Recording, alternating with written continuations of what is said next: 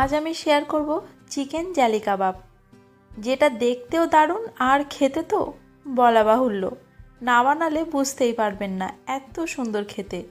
এটা বানানো খুবই সহজ, যে কেউ খুব সহজে বাড়িতে বানাতে পারবেন। তাই এই রমজানে যে কোনো একদিন ইফতারিতে বানিয়ে ফেলুন।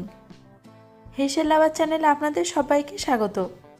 চিকেন জালি কাবাব বানানোর জন্য আমি এখানে 300 গ্রাম ওজনের একটা চিকেন ব্রেস্টকে নিয়েছি। এই কাবাবটা বানানোর জন্য বোনলেস চিকেনই নেবেন। মিক্সারে দিয়ে কিমা করে নিলাম। দিয়ে দিচ্ছি হাফ একটা লেবুর রস আর টমেটো সস আর সোয়া সস 2 চা চামচ করে, আদা রসুন বাটা 2 চা চামচ করে, দিচ্ছি হলুদের গুঁড়ো, লঙ্কার গুঁড়ো, গরম মশলা, জিরে, মরিচ, ধনে আর মিট মশলা হাফ চা চামচ করে, হাফ চা চামচ নুন আর 1 টেবিল চামচ তেল। এবার হাত দিয়ে খুব ভালোভাবে মেশাবেন, যাতে সব মশলার সাথে মাংসটা ভালোভাবে মিশে যায়। ঢাকা দিয়ে রেস্টে রাখবো 1 ঘন্টা মতো। তারপর এর মধ্যে যোগ করছি একটা বড় সাইজের পেঁয়াজ ভাজা। পেঁয়াজটাকে আমি আগে থেকে ভেজে রেখেছিলাম। দিয়ে দিচ্ছি কিছুটা ধনেপাতা কুচুনো। আবারও ভালোভাবে মিশিয়ে নিন।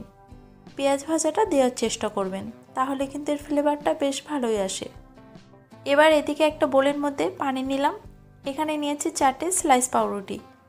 পানির মধ্যে দিয়ে একটু ভিজিয়ে নিয়ে হাত দিয়ে ভালোভাবে চেপে পানিটাকে ঝেড়ে নেবেন। খেয়াল রাখবেন পাউরুটির মধ্যে যেন খুব বেশি পানি না থাকে। তারপর আবারও মাংসের মিশ্রণের মধ্যে দিয়ে আবারও ভালোভাবে মিশিয়ে নিন। কেউ চাইলে মেশানোর সময় এখানে ডিম ব্যবহার করতে পারেন, ডিমটার ব্যবহার আমি আর করিনি। এবার এদিকে হাতে একটু তেল মাখিয়ে নিলাম। তারপর অল্প অল্প করে মাংসের মিশ্রণটাকে নেব। দেখুন হাতে তেল মাখালে কি হবে, হাতে আর লেগে যাবে না। প্রথমে পরিমাণ মতো নিয়ে হাতে নিয়ে গোল গোল করে নেব। তারপর একটু চাপ দিয়ে চ্যাপটা করে আবার একটু গোল করে নেব, মানে ওই গোল চ্যাপটার মধ্যে একটা শেপ হবে আর কি।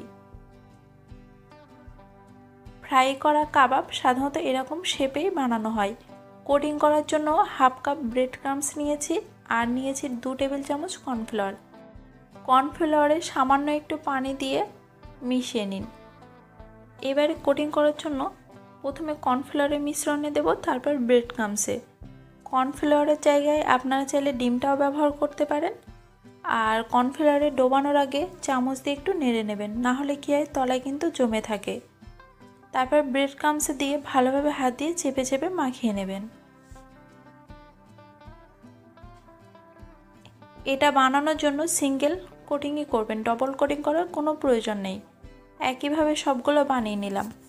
এদিকে কড়াইতে তেল বসিয়ে রেখেছি। তেলটা কিন্তু একদমই বেশি গরম হওয়া যাবে না, একদম মিডিয়াম গরম, মিডিয়ামের থেকে একটু কম হলেই ভালো হয়। তারপর গ্যাসের আঁচ মিডিয়াম টু লো রেখে এগুলোকে ভেজে নিন। দেখুন আমি এটা ডবল ফ্রাই করব, তাই প্রথমবারে একদম বেশি সময় ভাজা যাবে না। খুব হালকা বাদামি হলে এটাকে তুলে নিন, এপিট ওপিট করে কিছুক্ষণ ভেজে নিন। তারপর যখন এরকম লাইট ব্রাউন হবে তখন এটাকে তুলে নিন। সবগুলো একইভাবে ভেজে আমি অপেক্ষা করব কাবাবগুলো একদম পুরোপুরি ঠান্ডা হওয়া পর্যন্ত। পুরোপুরি ঠান্ডা হলে একটা বোলের মধ্যে 2টো ডিম নিলাম, একটু নুন আর একটু গোলমরিচের গুঁড়ো ভালোভাবে মিশিয়ে ফেটিয়ে নিন। তারপর যে কড়াইতে কাবাবগুলো ভেজেছি একই তেলের মধ্যে এগুলোকে ভেজে নেব। তার জন্য তেলে একটু ডিম ফেলে চেক করে দেখবেন, ডিমটা দেওয়ার সাথে সাথে যদি ভেসে ওঠে তাহলে ভাববেন সেই গরম তেলে কাবাবগুলো ভাজার জন্য উপযুক্ত হয়েছে।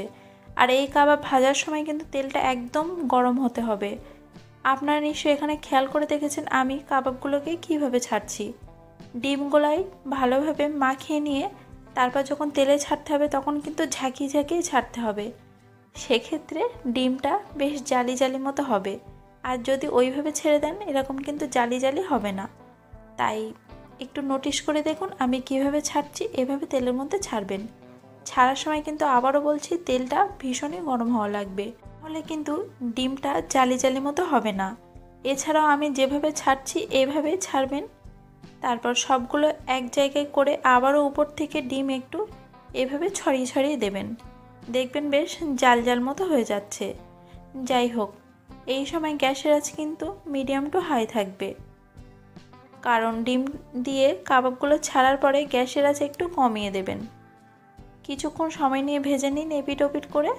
মোটামুটি ডিপ ব্রাউন হলেই খুব ভালোভাবে তেল ছেড়ে তুলে নিন। যেহেতু এটা বানানোর সময় বেশ কিছুটা তেল টানবে, তাই তুলে কিচেন টিস্যুর ওপর রেখে দিন যাতে এক্সট্রা অয়েলটা সোক করে যায়। ব্যাস তৈরি হয়ে গেল আজকের আমার চিকেন জালি কাবাব। কেমন লাগলো আজকের আমার চিকেন জালি কাবাব কমেন্টে জানাবেন। নিশ্চয়ই ভালো লেগেছে, আর ভালো লাগলে সাবস্ক্রাইব ও ফলো করতে ভুলবেন না।